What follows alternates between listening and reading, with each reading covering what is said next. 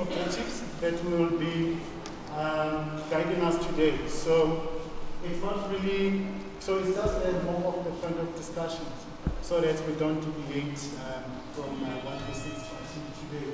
So if you'd like to contribute, if you'd like to add, then we all try our means to stick to one of the objectives.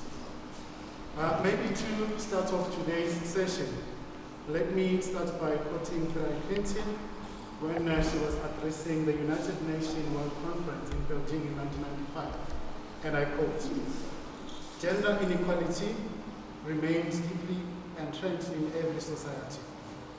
Women lack access to decent work and face occupational segregation and gender wage gaps. They are denied access to basic education and healthcare. Women in all parts of the world suffer violence and discrimination. They are underrepresented in political and economic decision processes." Close quote. By quoting this, I can see there's kind of link to what we are discussing today, looking at the objective 1, 2 as well, I think even 6. This speech was delivered in 1995, and we are standing here today to discuss some of these issues. To set off this session, we will start by playing a video, and then we will take it from there. Mr. Polani, can you help us with the video, please?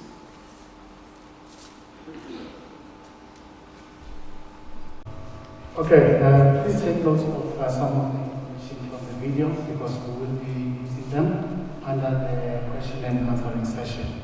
So this is the structure of our program.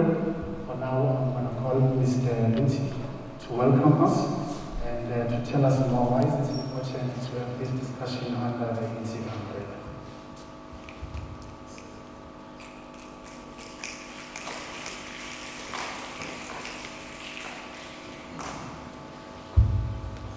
Thank you, Mr. Caesar. Good morning once more, my students. And good morning, teachers. And today, I just want to welcome everyone. My mic is off. The bed is flat. I just want to welcome everyone to this discussion, but also just to bring a context to the discussion. And I would like to look at this discussion opener, where we say we're launching a debate that needs to carry on and on and on for the rest of our lives. I'd like us to pass this debate to our children. So I prepared something to say, okay, I'm going to talk about this and I wrote it down, but after watching the video, then there's something that has changed. As a school, we have Intsika. Intsika is the pillar. And all of you here, you are assigned to a pillar. Your advisor is there to say, when the going is tough, I have someone to go to. At home, I have my parents. When I get to school, I also have parents. So your Intsikas are your parents. Now, coming into the debate today, one of the things we discussed with Babu Caesar last week, when we were talking about the International Women's Day, there was a question from the boys to say, these days we keep on talking about women and girls, what about us? I would like us to look at this context of the word inheritance. If my parents were rich, they will leave inheritance for me. Let's say they leave for you 100 million. Then after receiving that 100 million, then someone comes to you to say there is a poor community around where you stay. Please use the 100 million to empower that poor community. I want to leave you with this question. What would you do? Later, they tell you that the 100 million that your parents have accumulated over the years is actually from your great-grandparents who used to oppress the families of that community that is poor around you. That means they made the money from the blood and sweat of the poor community you are asked to help today.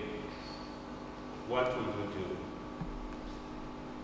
So my boy, we don't forget who you are, the future of this country and also this world.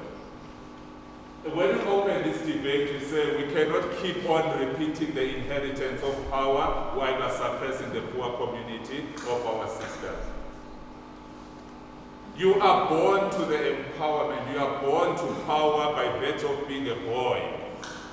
When they say it's a World Cup for soccer, all the investors will run in and invest because boys and men are playing. When they say Women's World Cup for soccer, check how much money is going to be invested. When it's a World Cup for netball, no one is interested to go and open. Serena Williams and Venus Williams, they fought to play in the center court so that they can be treated the same as men. Why do they have to fight as if they are not human enough? So my boy, it's not that we forget you. We're saying already you have strides way ahead of that girl next to you who is born to oppression. We're saying, my boy, be a better father. Be a better adult to say, I'm not going to carry on and use my power to oppress my sister. Instead, I'm going to stand up and say, I want to be part of the debate to change the future where we say, I can be equal to my sister. It's not my problem. What did she do to deserve it? That's a painful question. As we're standing here, we have said news I got last night just after 11 from Untitled by one of our teachers who got hurt. When is it going to stop, my boy? Unfortunately, it's not your fault. You inherited the power. Can you take the 100 million that you inherited and use it to empower your sisters around so that maybe 100 years from today, your great-grandchildren will say, my grandfather contributed to the equality that we see today. It's not just about the words, but also about our actions. So as we're having the debate today, let's not make this an event. Let's make this our lifetime, our second nature, where we talk about these issues, report them every day, because they affect us, they affect generations to come. Welcome to the debate. I hope we're going to have a very strong debate. Thank you, Mr. City.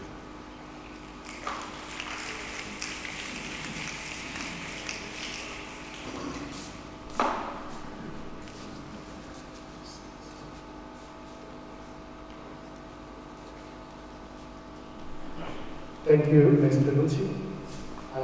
We are going to have a contribution from Israel on the GBV, which will be done by Sohini Udada, and it is not for us.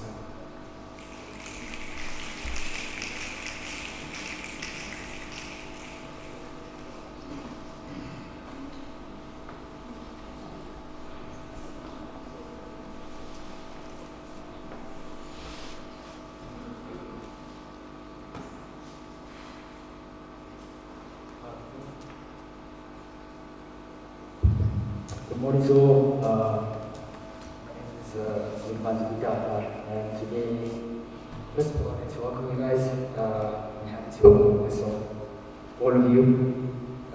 Basically, today I'll be discussing the effects, or speaking or presenting rather, the effects of GBV in the country. And basically, so the article in which I was or working from, it rather speaks of the struggles that women face in the country, and it shares the severe outcome of GBV in the country. And basically also speaks about the perpetuation of toxic realities that are in society. The statistical evidence that I'm presenting below clearly outlines the negative impact of GBV in the country. as we know, Statistical evidence that will appear below clearly outlines the negative impact of GBV in South Africa. So, 51% of women in SA. I think you need to read out sources like that problem so you can put it on the side. So just try to There's a 51% of women in SA say that they've experienced something with GBV in the country. And in some cases, men may experience it with GBV where maybe other reasons are not always documented because majority of the time, men are the perpetrators.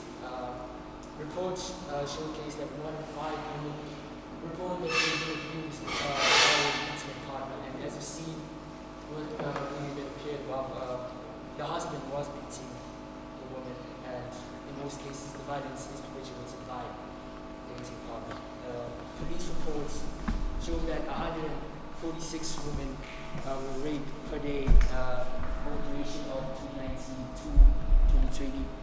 And this research basically implies that women were murdered or raped every 3 hours. GBV doesn't only have an impact on societal standpoint, but also has a great impact on the economy of the country. GBV tends to cost the country 42.4 billion rand annually, and that's owing to the fact that the increased rates of femicide lead to almost like a decrease in the labor force, thus also decreasing the amount of input that females give into the country, as well as the majority of the country's females are consumers of South Africa's products. So it has a very large impact or negative impact on the GBV of the country itself.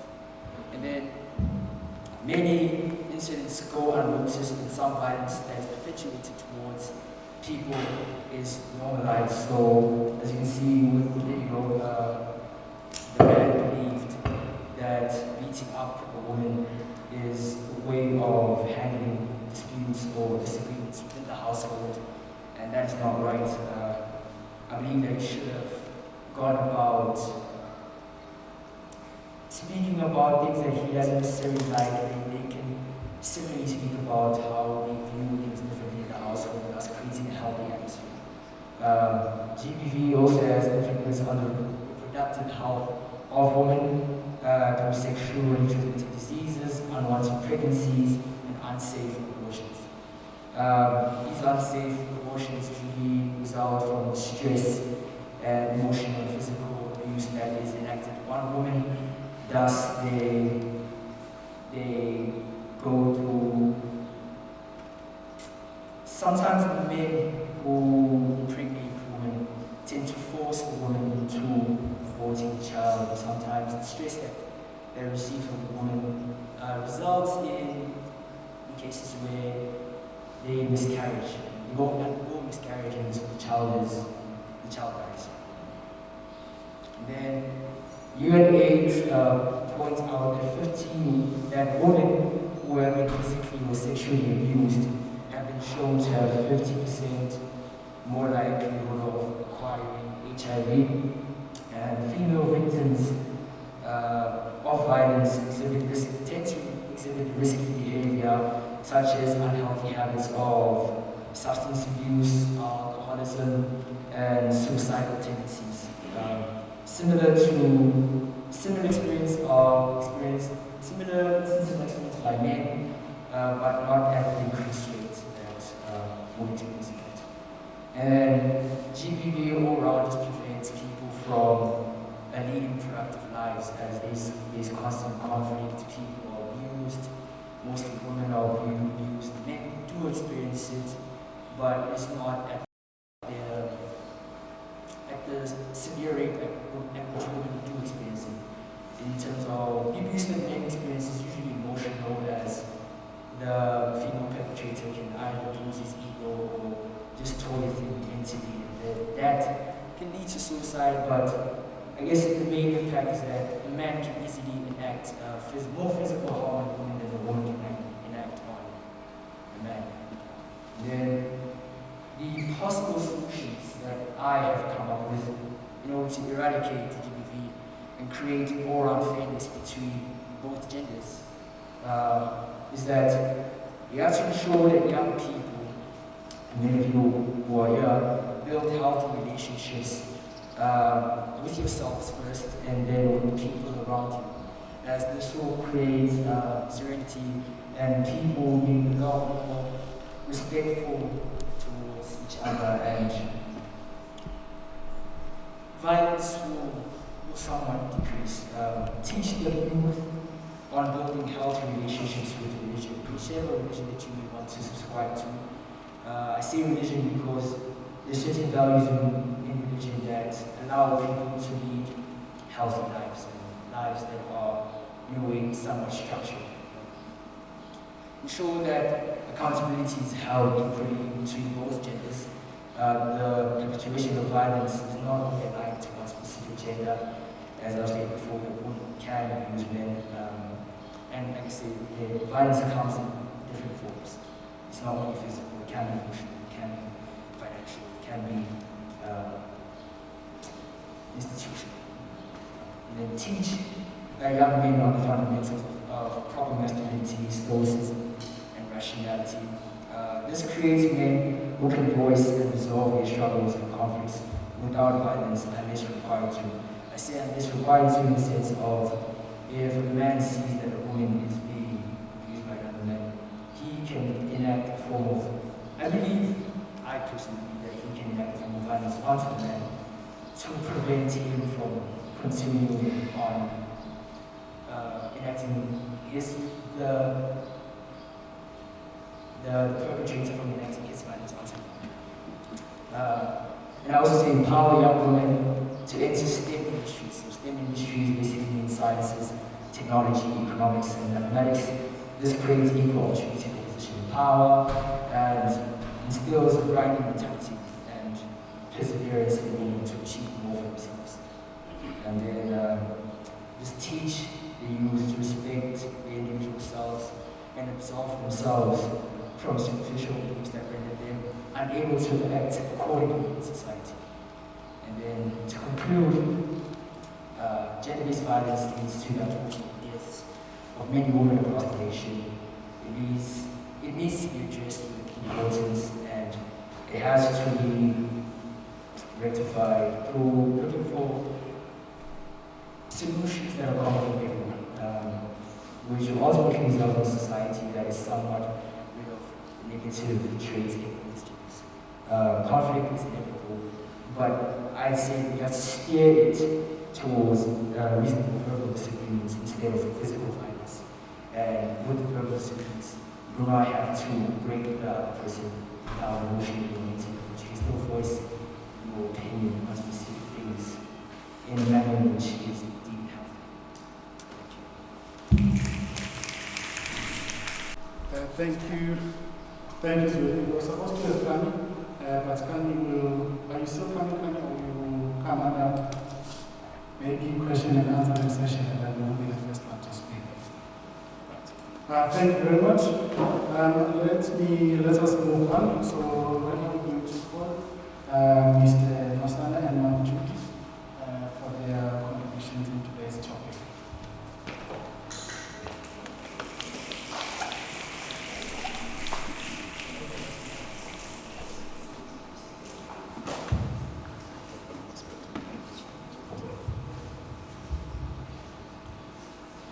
Good morning students, and good morning teachers who are here. Judy doesn't need introduction really, she's been here many times before. And we thought it was important to have this day and this discussion that we're having as a gender equality in Intsika. Because, just tell me what was happening last Monday. What was happening last Monday? On the 8th of March. Anybody want to tell me? Yep. International Women's Day, okay? So even though we have Women's Day on the 9th of August in this country, the 8th of March is International Women's Day. And what really triggered this, obviously this is a really important issue, was that last Monday, I teach in Lyndhurst full-time now, so I teach accounting grade 10 and business studies grade 11. I'd given students, grade 11 students, business studies a project. So all of them had to select a project of their choice, a corporate social enterprise that they had to develop, write a business plan, and come and present it. And the day of presentation was last Monday. So my first question when I went to class was, well, what day is it today? And why is it important? So we started having this discussion about gender equality. And what was interesting in that discussion was just how poles apart boys and girls in that class were. Because as Mr. Sizo was saying, you know, the boys felt that, well, they don't matter anymore. It's all about girls, all about women. And they were making examples or quoting examples of, well, you know, guess who gets present on Valentine's Day? Guess who gets present on Women's Day? Guess who gets present on Mother's Day? And I said, hang on a bit. This can't be just about presents on Valentine's Day and Mother's Day. Let's just talk about what happens at homes. Who gets what rules, and are the rules at home fair? If there are boys and girls at home, and I had to acknowledge myself that, you know, Judy and I had one son, and the rules that applied to him, and often our daughter would always remind us that, well, you know, Swiss is allowed to come back at whatever time, 1 o'clock a.m., you know, when he was much older, and she wasn't allowed to come back because, you know, the excuse was always that, oh, you're a girl, you know, how can you be out at 1 a.m. in the morning? So I just said, there are a lot of rules that apply at homes that perpetrate gender inequality. And sometimes we do it because culture says so, because our own beliefs say so, because the rules that we use for bringing children up have been like that for years. But they have to change. And when you come to school, you find that, you know, very often there may be rules that maybe even unawares we are perpetrating the same kind of stereotypes that benefit us boys and men at the expense of girls and women. And it happens all the time. And it gets even worse when you get to the places of work. Places of work are designed for our advantage and for the benefit of men. And let me just give you a couple of examples. Normally what happens is, you will finish university or college exactly at the same time, and very often, and I'll come back to this issue, girls will have done better than us boys. But we get to the place of work, and for starters, just like Mr. Luti was saying, making examples of tennis, you know, what happens in the sports field, and how inequality just continues to happen there, you find that we may start exactly at the same point, us girls, or us boys and girls. By the time you are 30, which is probably, you've been working for about 8 years, the gap has already developed. Why? Because places of work, the majority by far of places of work, suit us in terms of the rules, the policies that are put in place. Just as an example, do you know that normally, even when you go on pension, when you finish work, you're going to find that the benefits that were given to men were better than the benefits that were given to women in the places of work. And it continues just to happen even in this day and age. Very often, by far the most cases, you're going to find that women are better qualified and even have performed better academically than us men, but somehow that is not reflected in terms of how the promotions in the place of work happen and how progression happens. And of course, if women decide to go and get children, you find that the places of work, yes, there may be, you know, things like leave and compassionate leave and so on. But by the time you are 40 years old, women at that point are at least 8 years behind, even though we started exactly at the same time when we finish university or college. And the place of work have not designed yet, systems to make sure that when women decide to come back to work, they can then progress and accelerate their progression so that we are at the same, by the time we get to 50 years old, the gap is just normally so big that often it is very difficult for women to even catch up with where we are as men. So I was making these examples, and as the students were submitting their project, it was quite interesting. All the girls did their work with diligence. Remember that they had to select their own project. I didn't select it for them. They had to select, what they're going to do to help society. It was a social enterprise project. Half the boys didn't even try. They did not even try. I asked the students to write at least 550 words to 600 words. The boys that just showed up with 108 words, 120 words, and when I then met them individually, before I even did that, I gave a little prize. And guess who got the prizes? Only the girls got the prizes. Why? Because they did the work. I couldn't give prizes to boys who didn't do the work. And then the boys started making excuses that there were a lot of excuses. Boys can always try and get themselves out of trouble. So they always try and get themselves out of trouble. There were reasons why they wrote 100 words. They didn't understand the brief, even though we discussed in class. How can it happen that all girls understand the brief and half the boys do not understand the brief? And we see it even in matric. When the results came out on the 22nd of February, the girls far outperformed the boys. But here's the issue.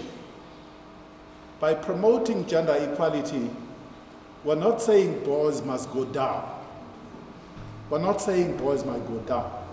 We're saying both girls and boys need to go up. Obviously, there's a gap in as far as girls and women are concerned. We've got to close that gap.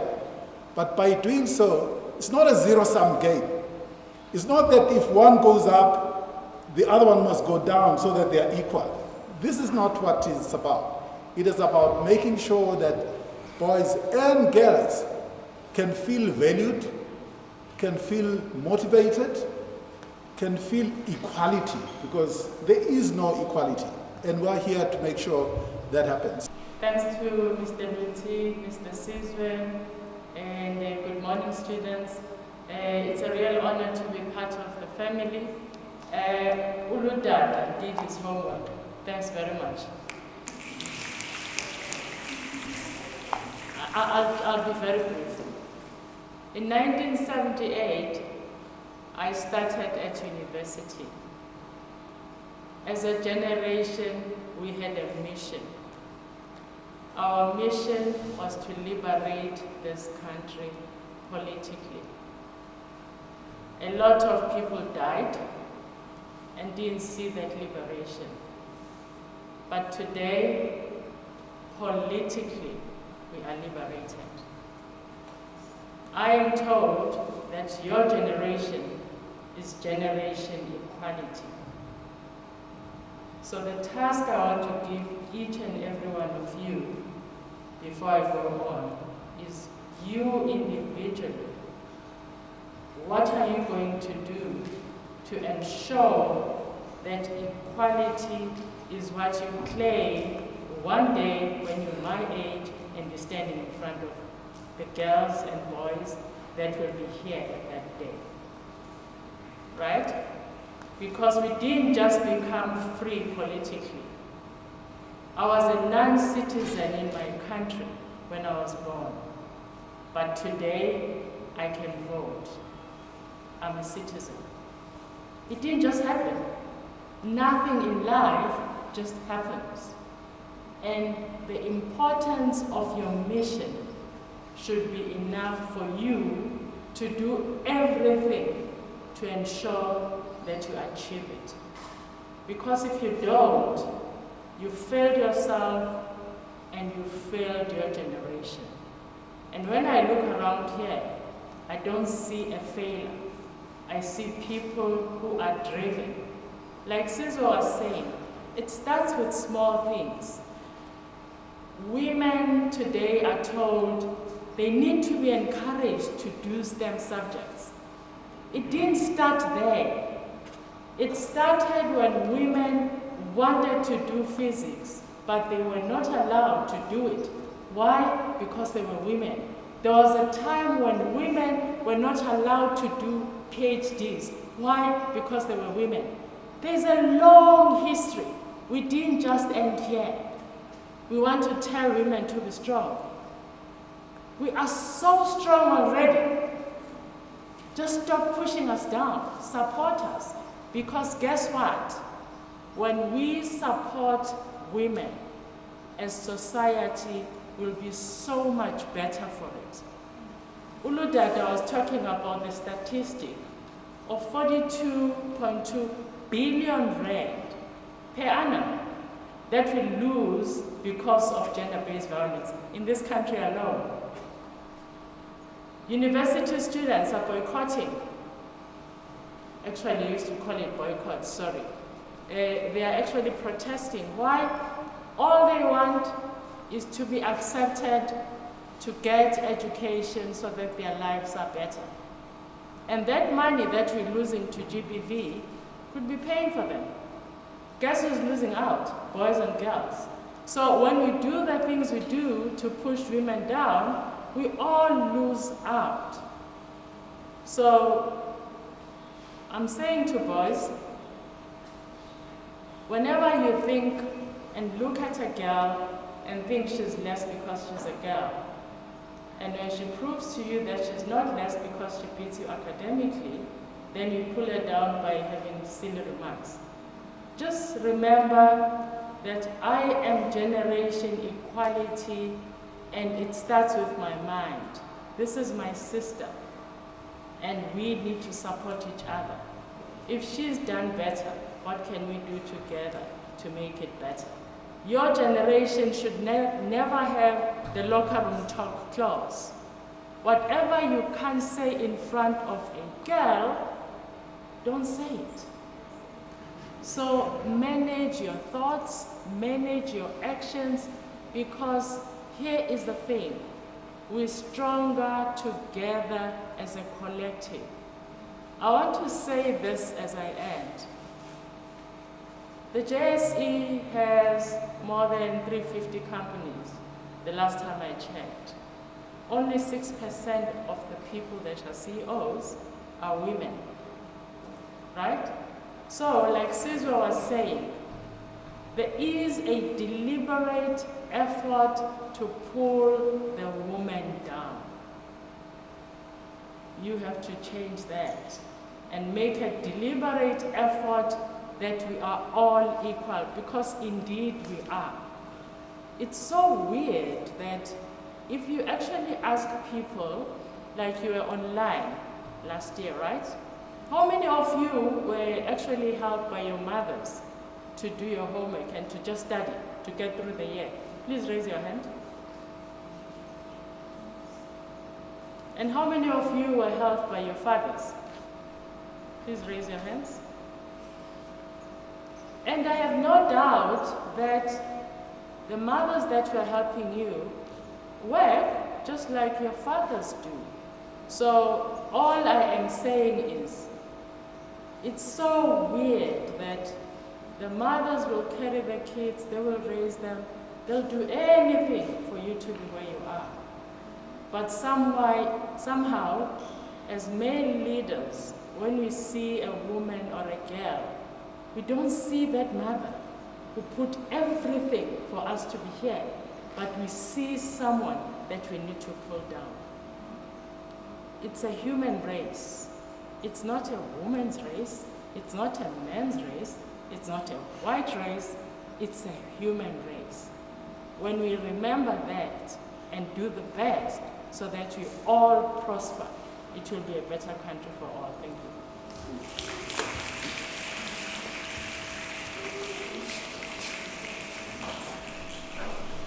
We are running off, we are slightly late in terms of time. Our first lesson is supposed to be at 8:40. Can I just request the team members that the lesson can start at 9 so that we can wrap up the session, because we just want to get more discussions from our students. So now we will be moving on to the panel discussion. We have Ms. Tato, Ms. Sieta. Let's have Ms. Kelsa. Ms. Kelsa, Ms. Sieta, Letabo, Fananelo, and Elios Mugabe. Each will get 3 minutes so that we can get others involved in terms of the question and answering session.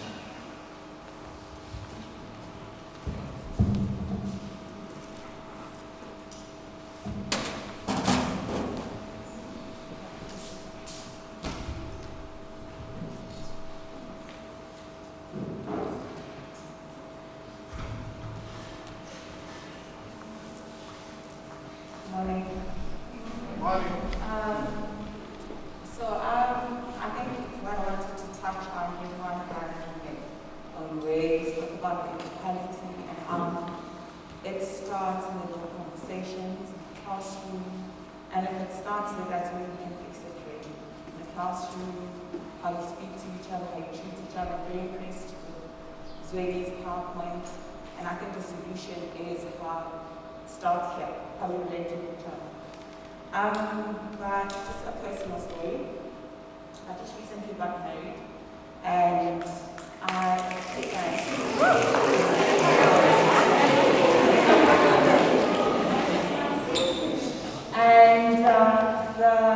inequality really was shocking.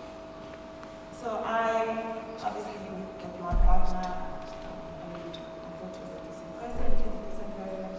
but we got home and there was a different set of rules. Almost no rules for him. And that's when I realized that it's beyond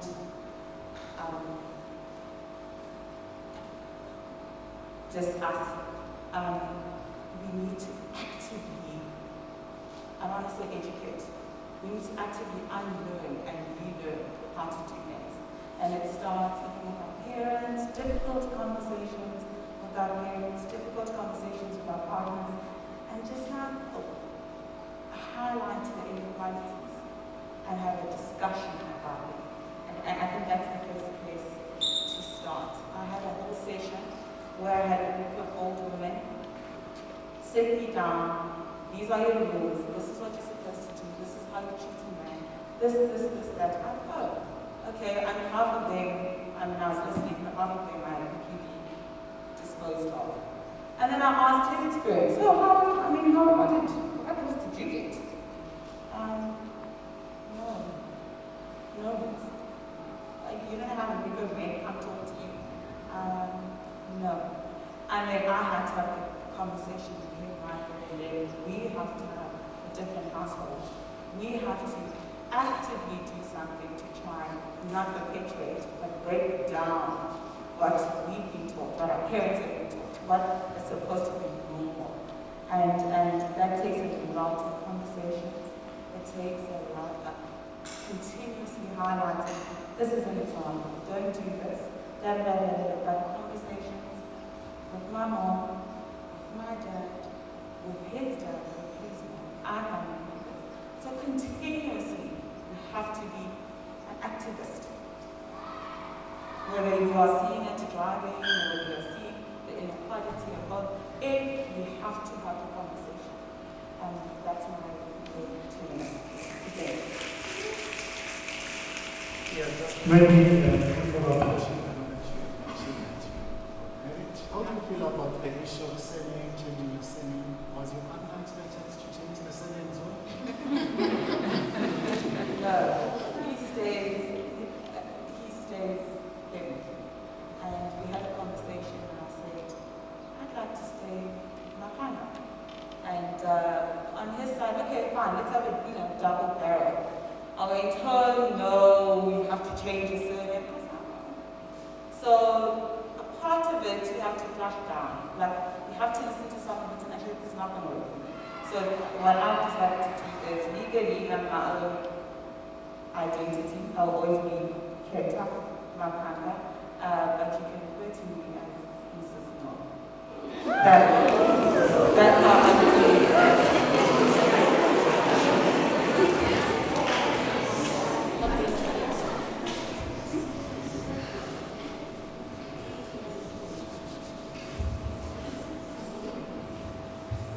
Good morning.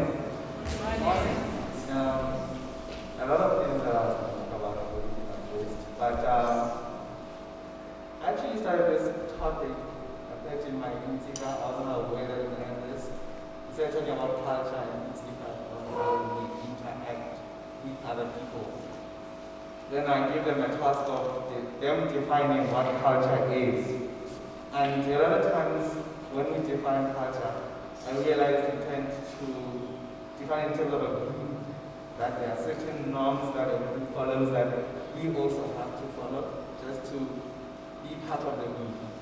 Then we broke down that there are many cultures. There's a man culture, there's a woman culture, and also there are now our own traditional cultures, which also do play part into our individual cultures. For instance, I do define culture as a way of living. But in the way of living, there are certain norms that I choose to abide by. But what happens is that in this way of me choosing to live this way, there are always other cultures that feed into my culture. And it happens that most of the times, these other cultures that are surround us, they impact negatively on the way we live. For instance, in one of the classes here, I'm going to tell you this. A boy came to in practicing their own, having integrity, they told me something. And a group of boys is like, he's gay. So the way I saw it is like, it was because he told me he was weak. Therefore, he's either a woman or gay. Because they said, whoever told you it's a girl is gay. And it happened it's a boy who told me. And the boy, I cannot say whether he's gay or not. But the way I saw it is that, okay, woman is equivalent to weakness. Gay is equal to weakness. Therefore, it could only have been those people who told me, couldn't have been as straightforward. And it got me thinking. So these cultures that we come from, that they do fit into how we interact with other people, and they impact negatively. Because a woman is still being seen as a weak person. And they themselves, they see themselves as being weak. For example, we as teachers also perpetuate the weakness. Let's say that there are tables that have to be carried. How many times has a teacher come in class and said, I need 5 boys to come carry tables?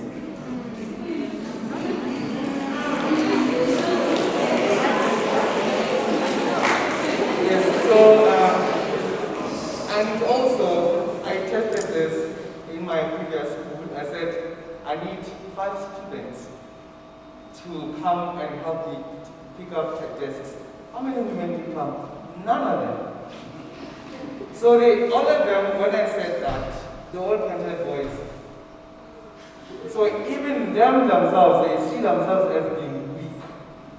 And you are perpetuating that. I'll ask this question to, in my Intsika. What is a beautiful man and beautiful woman? A lot of women, they say that a beautiful man is a man who can provide. Money-wise. So already, it means a woman, when they look in strength, when they look at a man, they already put the money as the strength. So it means now you are giving the society that to treat you that way, so that to continue giving the man that power which you did give him, he have nothing higher than you. Because all of you are, not all of you, sorry, let's not generalize. Most women, they want the man who earns higher than them, right? So it already gives the society that in keeping this societal norm, we ought to give the man more money so he can still continue having power and women can still aspire to be with him. Because if I were to pay him less than the woman, then he is not going to be as powerful as he was supposed to be deemed to be. So in the way we also live our lives, we are perpetuating the weakness in women. If we could change that, if you can change your mentality as men and women, because even men also, they are like, if they earn less than a woman, they feel less power, so they go for a woman who earns less, so they can have power. So if we can have a conversation around that and deal with this disempowerment amongst ourselves, because we are perpetuating it, and because we are doing that, we are giving them that power to feel like we are still in control of a woman. For instance, how many times has it happened that a man lost a job and family members did say, why are you still in that Umasale? So it seemed like because the woman is the one who's supporting the man, it's wrong because the man is the one who's deemed to be the supporter and the supplier. So if we can do that those minor things in society, and we do create our own culture, the one that says the woman also can believe that I can also do pick up tables. Because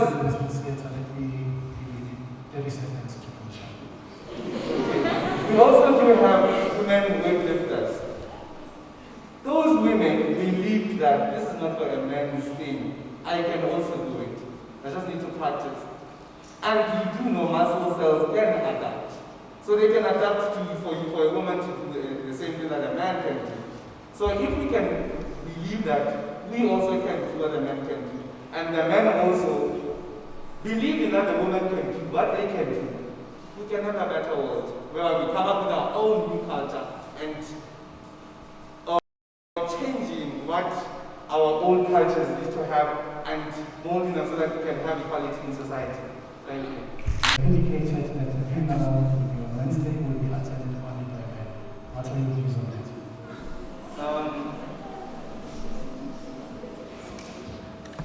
I am totally against that because it is, and that the belief maybe could have been that in most of our cultures, when it comes to the placing of the soil at the graveyard, men are the ones who do that. So the belief is that why do we need women there? Because they're not going to do anything there. So I am well against that, and every time women never even challenge.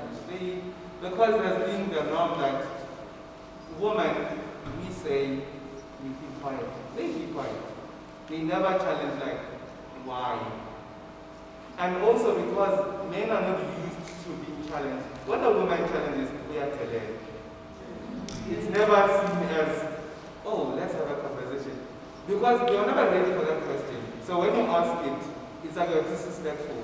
So that's why even this Catholic was saying that if she had asked the question like, why doesn't he have rules? She would have been deemed as being disrespectful, and from there on, they were not going to like her because she challenged their belief.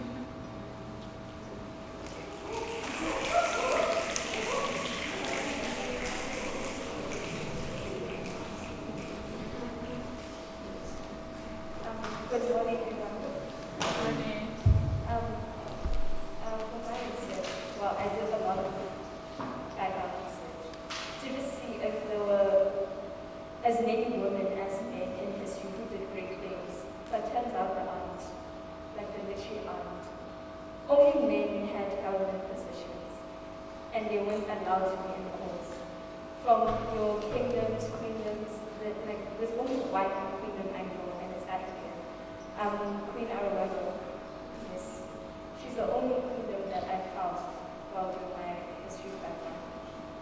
And it's not only in African cultures where women are supposed to listen to a man, it's throughout the entire world, where a woman cannot challenge a man.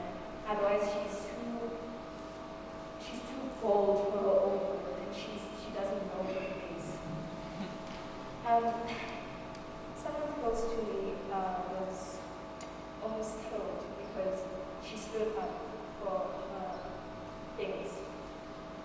She caught her boyfriend stealing one of her car tires. She has a BA, Sarah. She was stealing one of her tires, and he was stealing one of her tires.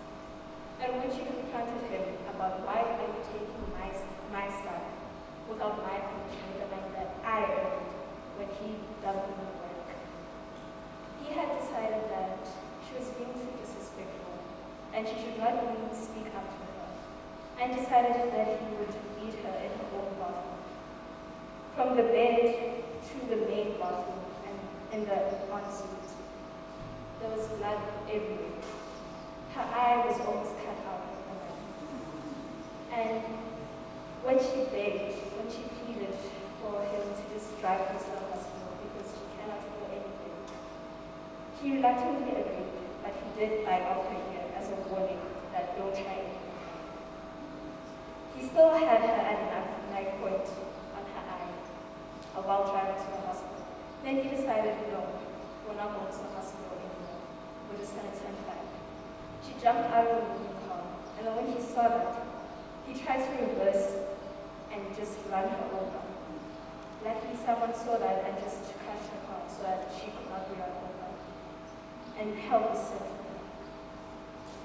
My question is, when will it register to people that it doesn't only take men who have power, it's just men who want to control people, men who feel like they're entitled to control people, to have what she has.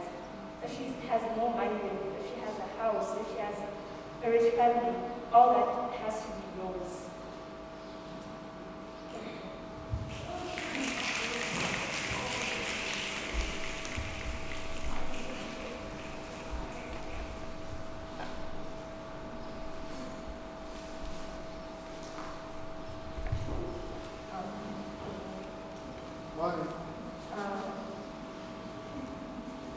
So the thing about our society is that there is no denying that it is composed of broken people.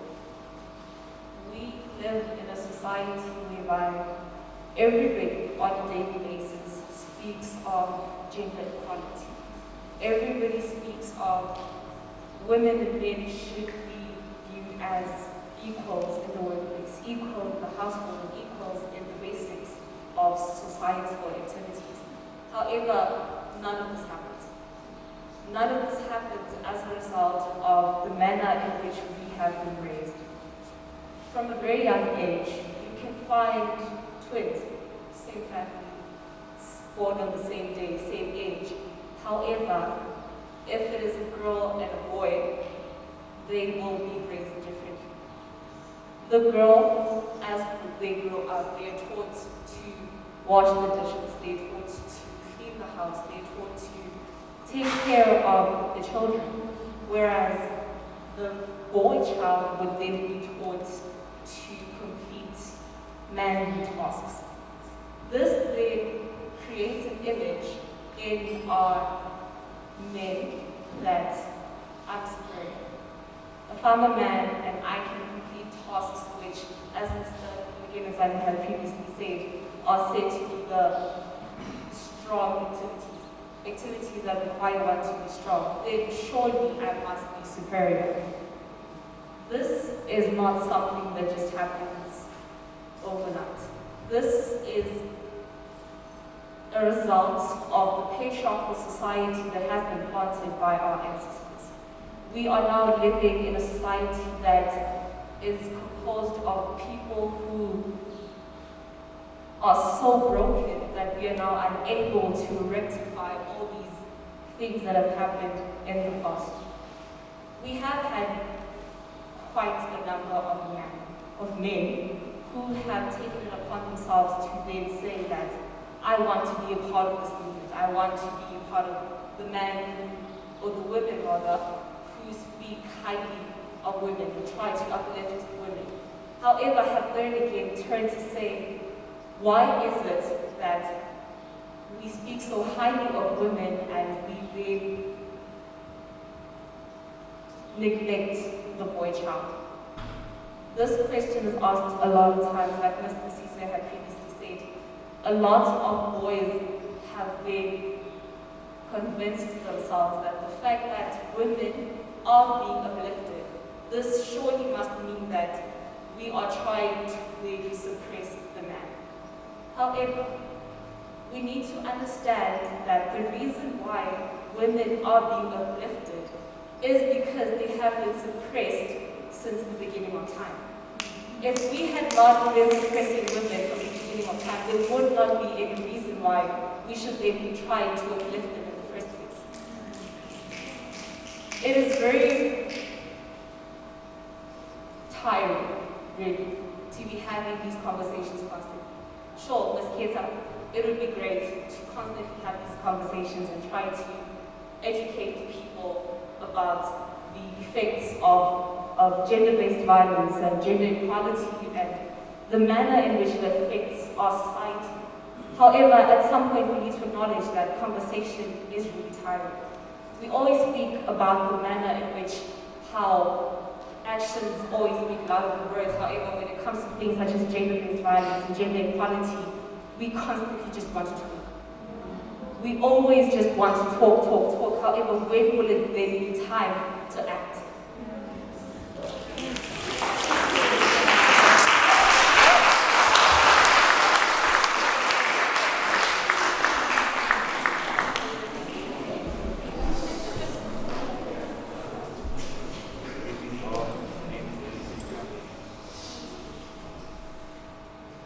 Gender inequality, according to me, is when there is no equal treatment or distribution of power between people because of their different sexes. Gender roles refers to the roles that you're expected to play in society because you're a boy or a girl. There are opportunities and restrictions that are linked to gender. And women and men have different biological qualities, power, status, expectations, and responsibilities in society. Let's start off with power. Men in marriages are given power to make decisions of their wives' healthcare. And this is the reason why HIV and STI affect women so much, because sometimes STI can go unnoticed in women. Men are also given the power to make decisions on whether or not their wives should visit their relative, whether or not they should make daily or large household purchases. And this unequal share of power is one of the leading factors that increase the gap of gender inequality, because men are usually the ones that make decisions, whereas women are just there to abide and follow decisions made by the men. Men tend to take advantage of their strength and their physical strength to sexually or physically abuse women. These are uneducated, inconsiderate men who were taught from a young age to utilize and use their strength to their advantage all the time. Whereas women are just taught to do other things like clean the house and do all the household work. The distribution of responsibilities and roles between women and males in society often leaves women disadvantaged. For example, women earn less than men for similar kind of work. Men are usually trusted with more important roles than women barely get. Male sports get more funding, media coverage, and paid more than female sports. Women play a larger role in parenting. On average, women around the world spend more than twice as many hours as men doing unpaid work. In low-income countries, for every 100 boys who can continue with their education after high school, only 50 girls can do the same. Gender inequality has been existing for years, and it shows that it's been passed on and passed on and passed on. And so we need to take on these lessons that we're getting now and pass them on to our kids, and the cycle will change.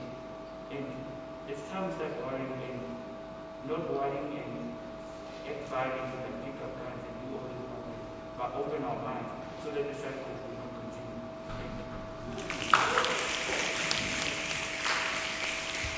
Thank you.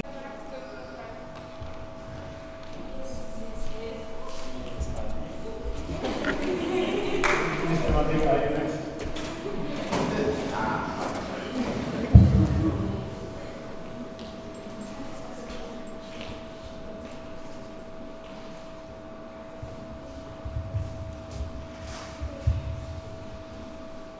Yeah, so I share the same sentiments as Canada.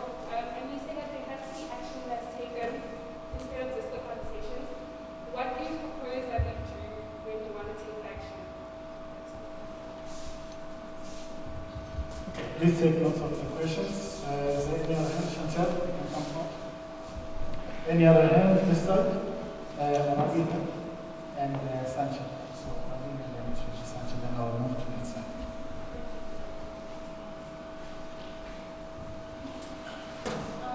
Morning, everyone. My name is Chantal Goni. And before I start, I'd like to say my mother and I are survivors of domestic violence. And I am currently surviving emotional abuse from my dad.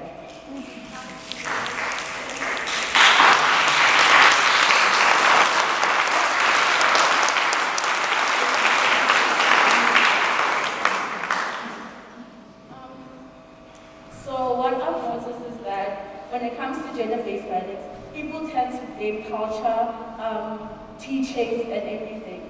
But as we grow up, you see what happens all around you. You can see abusive parents, and you can see how other parents treat their children.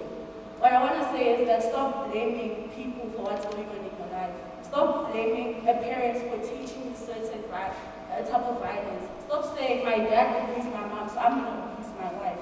Start saying, I can see that it's wrong, so I'm going to change it. I'm going to be the first one to take that first step to change the gender-based violence.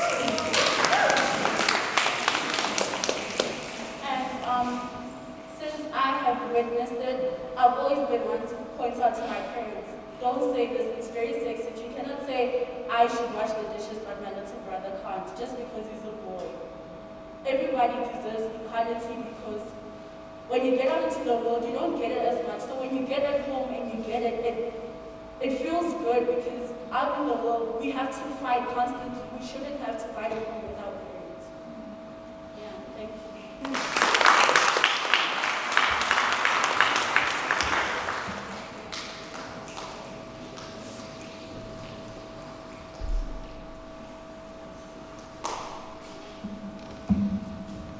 Good morning, guys. Morning. I wanted to ask, with Ms. Keta, when you say you got married, it triggered during, which is your point. When you say you got married, it triggered me to think about during, which is your point. And I'd like to ask, what influence does it have on gender equality? What influence does that? Like paying your home. Paying lobola. Oh. And the question is, I think, Samantha Lobola, so how do you feel that your husband has to pay Lobola for you? So in terms of equality, what role does it play in the society?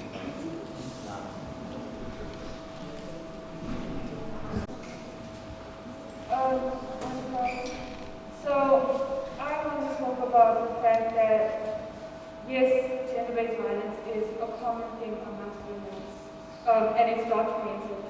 But a lot of the time we find that women don't really get the justice that we deserve when we fall victim to violence. I've seen many shows, videos where when a woman reports abuse by a man, the man will tell the other policeman, oh, you know how women are, you know, they overreact and all that. To share a personal story, I was a victim of gender-based violence, and before I could even report it to my teachers, the boy had already met and said, oh, you know, Sandra's hormonal, she's just making up stories to make me look bad. So by the time I had reported the story, the teachers did not believe it, you know. And when you report it to the police, they also go through all these constant questionings. Are you sure that's what happened? Are you sure that, why didn't you scream? they ask you many things, and it just makes you feel much lower about yourself.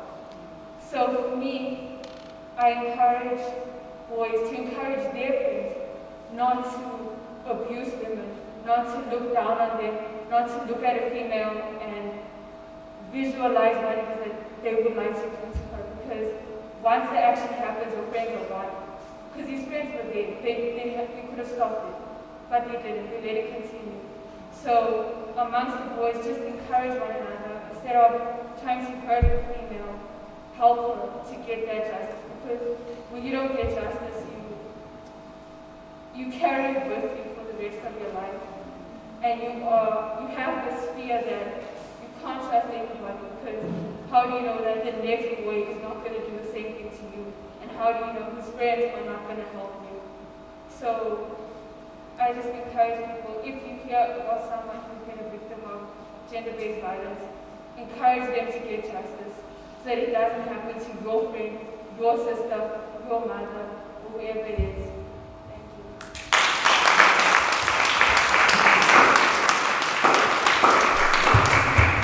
Right, I'll take,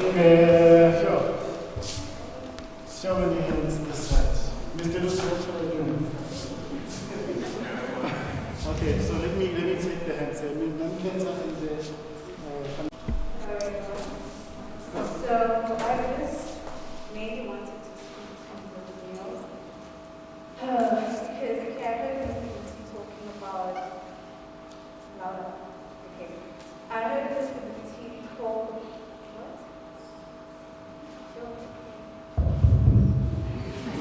I heard Mr. Lucy talk about absent fathers, and I think to a lot of my female friends, I've seen like the need of like a father, and mostly they look for that in guys and boyfriends, and how it is such a great thing for your boyfriend to control you, which is something that totally doesn't make sense to me, because I think the fact that I grew up with a father and I know how it's like to be treated by a male figure.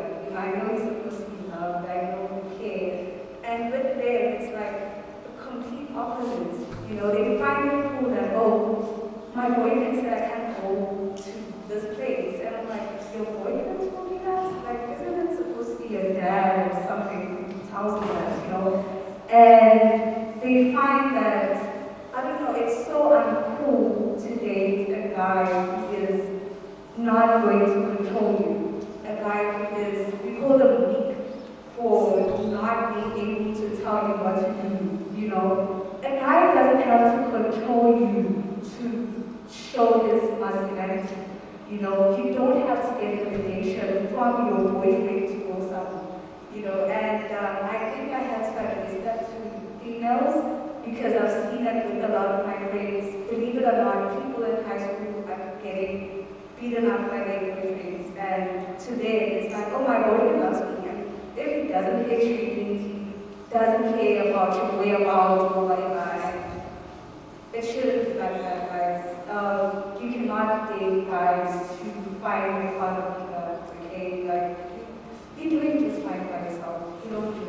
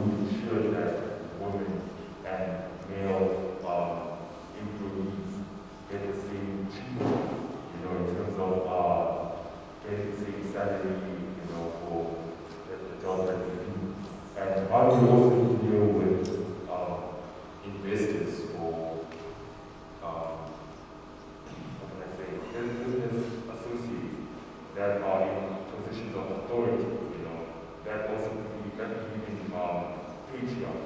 How do you deal with that? And the second question I want to ask is that how does one deal with women that that's pleasure in being violent? Some I wouldn't say being violent, but they want to be what is known as a man. If it's allowed, if you're more just things because we lose you as a man. We want a man that has dominance, as well as pleasure and dominance. How much is too much dominance and how do we control that? Thank you. Mr. Caesar, you respond to the last question. Can I, Teresa?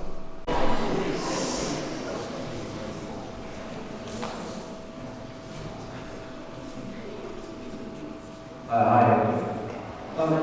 I feel to say this is like a psychological oppression because if you check, then it came with religion. Why? I couldn't answer it till this very day. Why is it in the Bible? I don't get it, but why is it in the Bible? Everybody. Okay, the Bible says Jesus is all. You glorify Jesus. Yeah. So why don't we talk about Mary? She's a woman. I mean, as far as I'm concerned, the woman is birth, boy or girl. What's up with that? Please answer me. So you can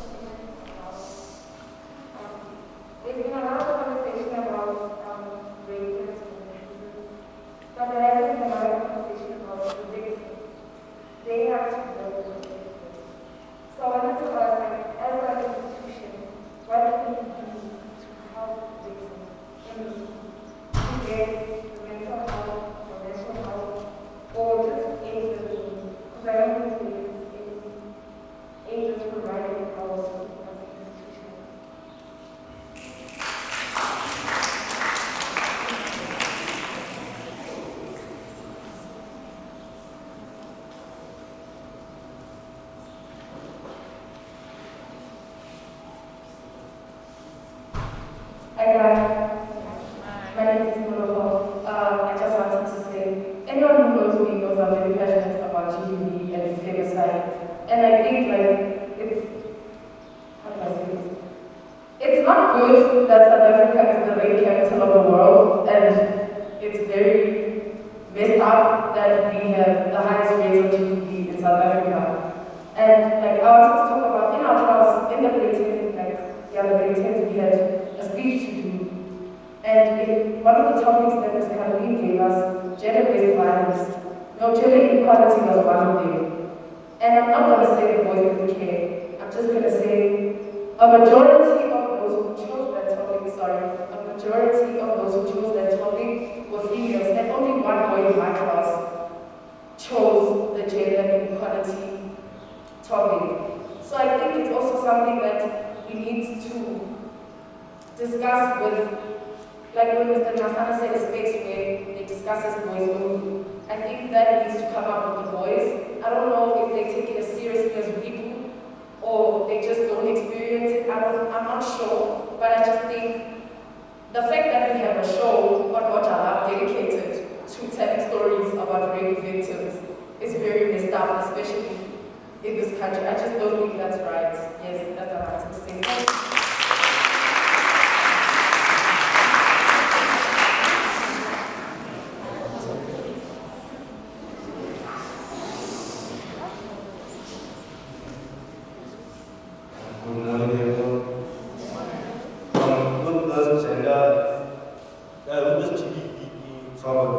I think that like girls should also play a part in like fighting for their own freedom, fighting for their own for their own freedom basically. That not like you as an own individual girl, like depending on another girl to fight for your freedom and fighting like for your freedom of speech in the whole world.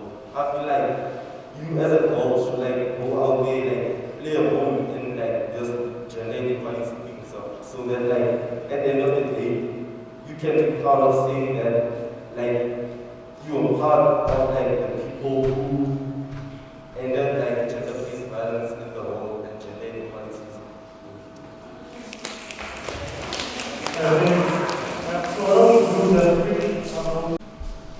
Morning again. I think what our question is beyond just race. I think there's custom and culture and how things have been done, how many years they decided on I think it's beyond just gender equality. I think I would be just as happy to play the role of again if I was given an opportunity, and I would. But I think it's the same comment that Lita's talking about. There's so many things that we live in a patriarchal society. There's so many ingrained inequalities in religion, it's culture, it's in customs, it's in tradition. And I think it's important to have these conversations and unlearn what I said. Just to add on, what can we actually do, and I think I'm talking more maybe to the teachers, is to actually give out and discuss topics that are around this. For example, I think gender equality is subliminal teaching. Nobody teaches you. Nobody says to a girl, you are less than a man. But society has subliminally managed to teach us that. And I think in our classrooms, we should subliminally reverse that. I think it's a great task, but I think it's something we can do.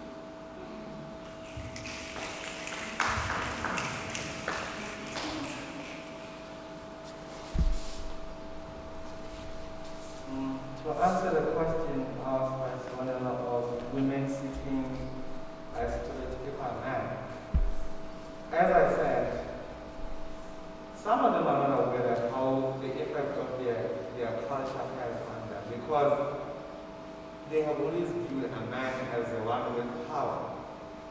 They still have to unlearn that, as the Intsika said, they have to unlearn and understand that they also do have the power because they've seen that this is how a man has to behave. When you are with a man, it's like you're weak. Because they have always been willing to submit.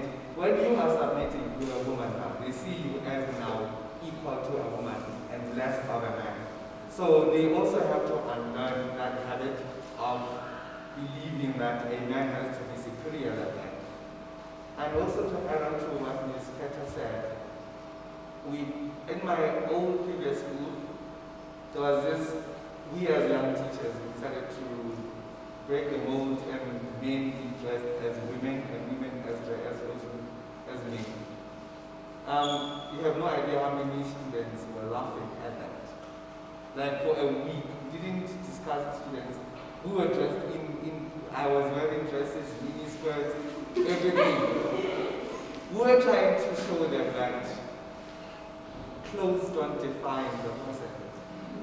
But they didn't realize that, they just saw it as a joke. Even some students were happy enough to say, at least you guys showed us that we really shouldn't be defined on how to dress. Because I literally wore a mini skirt and they were like, yes, women are always victimized, that you are more of a, I'm going to say it, like you are promiscuous if you wear a mini skirt. So we were trying to show that I can be a promiscuous man as well with my mini skirt. So, yes. Maybe we can do the same challenge as well.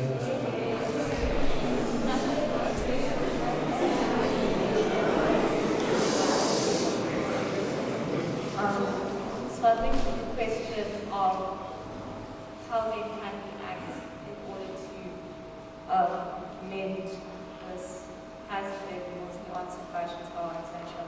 I think the one thing that we should put a lot of focus in is just changing the things that we have normalized as society. We have normalized the idea of praising men for disrespecting women. We have normalized speaking down on women because of the manner in which they act. And I think if we can just move towards an approach of then changing how we conduct ourselves and the manner in which we interact with the people around us, that would be a great start. And Tony, so girls should start fighting for their own freedom, is what you say. Can men please just give us the freedom that we so rightfully deserve?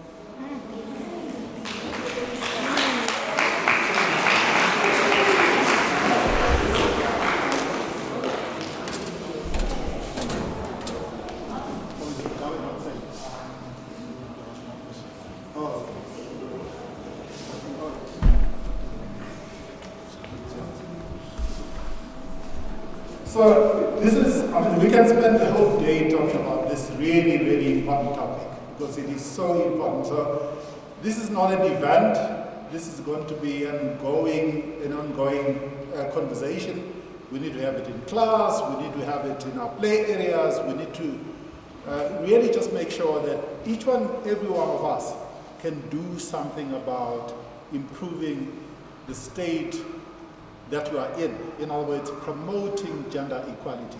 And just a couple of things, just a couple of points.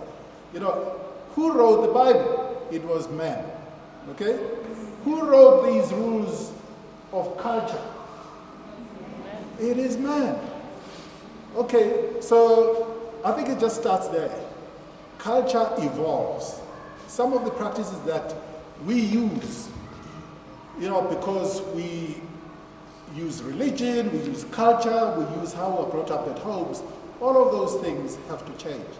And by the way, it really can't be a situation where that this is a problem that girls must solve alone. They can't. It's like saying, you know, when we fought for apartheid, and even today we fight for equality in the places of work as black people. Imagine if we were just having a conversation amongst ourselves. Would anything change? Nothing would change unless and until you bring the men and the boys in the room, in the discussion, to have a discussion, because very often it is us that even create the situation where, you know, just like she was saying, you know, we normalize a lot of these things. So, you know, very often, even in a lot of these conversations, you find women defending the ugly things that we men do.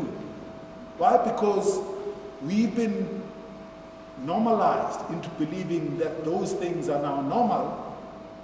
That, you know, you're going to find, you know, in certain cases that women are defending us for exactly the wrong things that we are perpetrating as men and as boys. So we've got to change it, and each and every one of us has a role to play to change all of this. And culture evolves. Religion has evolved, and it must continue to evolve, because we cannot use those things as justification of why things just continue to be what they are. Thank you. Thank you so much. I really have nothing to add except one thing: action. And I thought action might be each one of us taking and making an effort to learn what's right and unlearn some of the things that you've normalized. So have conversations, maybe once a month, to say, what have you unlearned? And how has that helped you to see the world differently? So I do think you are right. Just set the statistics and all that goes with it is not enough. We have to actively change it by learning new things that are right and unlearning what is not right. Thank you so much.